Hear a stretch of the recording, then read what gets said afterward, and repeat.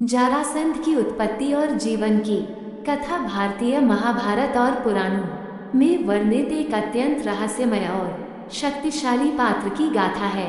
मगध देश के राजा बृहद्रथ की कोई संतान नहीं थी। वह इस कारण बहुत दुखी रहते थे।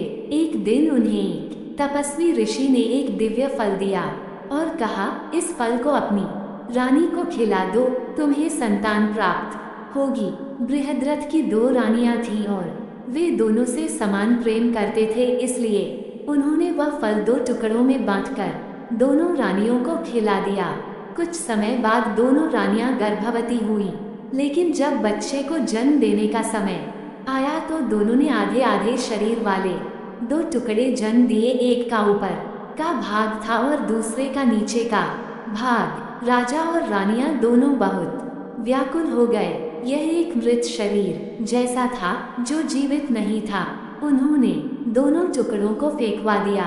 उसी समय एक जरा नाम की राक्षसी वहां आ पहुंची, जो जंगल में मांसाहार की खोज में घूमती थी। उसने दोनों टुकड़े देखे और उन्हें जोड़कर ले जाने लगी, लेकिन जैसे ही उसने दोनों को पास लाया, वह टुकड़े चमत्कारिक रूप से जुड़ गए और एक जीवित बालक बन गया। ये देखकर जरा चकित रह गई और समझ गई कि यह कोई दिव्य बालक है। वो उसे महल ले गई और राजा को सौंप दिया। राजा इस चमत्कार को देखकर बहुत प्रसन्न हुए, क्योंकि यह बालक जरा राक्षसी के द्वारा जोड़े जाने से जीवित हुआ था, इसलिए उसका नाम पड़ा जारासंध। जरा द्वारा जोड़ा गया। उसका जन्म एक रहस्य था और जीवन भी। जारासंध मगध का राजा बना और अत्यंत शक्तिशाली एवं पराक्रमी सम्राट के रूप में प्रसिद्ध हुआ। उसने कई छोटे छोटे राज्यों को जीतकर अपना साम्राज्य विस्तार किया। उसकी गिनती भारत के सबसे शक्तिशाली राजाओं में होने लगी। जारासंध की दो बेटियां थीं, अस्ति और प्राप्ति, जिनका विवाह कंस से हुआ था।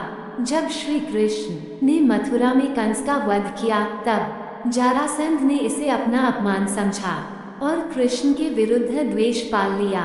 जारासंध ने श्री कृष्ण के विरुद्ध 17 बार सेना लेकर मथुरा पर आक्रमण किया। हर बार श्री कृष्ण और बलराम ने उसकी सेना को पराजित किया, लेकिन जारासंध को नहीं मारा। श्री कृष्ण ने उसे जानबूझकर जीवित छोड़ा ताकि वह बार बार आक्रमण करता रहे और अन्य राजाओं को एकत्र न सके। जारासंध ने एक संकल्प लिया कि वह भगवान शिव की कृपा पाने के लिए 100 राजाओं की बलि देगा। उसने 86 राजाओं को बंदी बना रखा था, जिन्हें वह बलिदान हेतु धीरे धीरे मार रहा था। ये धर्म के विपरीत कार्य था और इसे रोकने का कार्य धर्मात्माओं पर था। यही कारण था कि श्री कृष्ण, भीम और अर्जुन ने मिलकर योजना बनाई, युधिष्ठिर का राजसूय यज्ञ।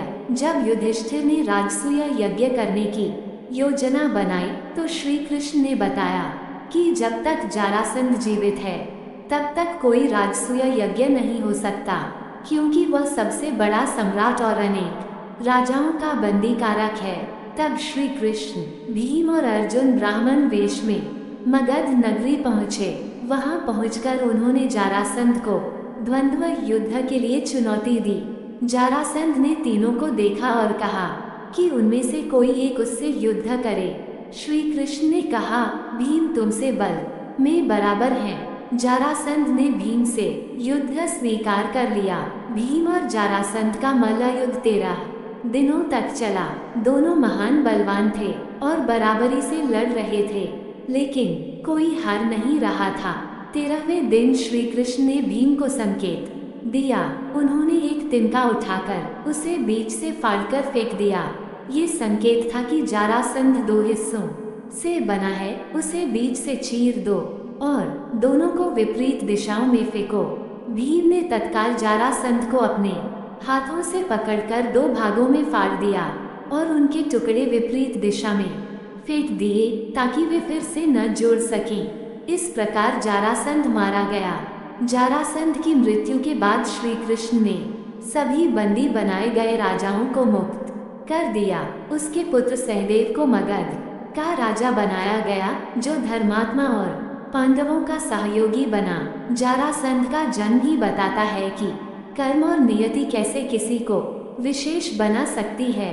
उसकी शक्ति और क्रूरता ये सिखाती है कि बिना धर्म के शक्ति भी विनाशकारी हो सकती है।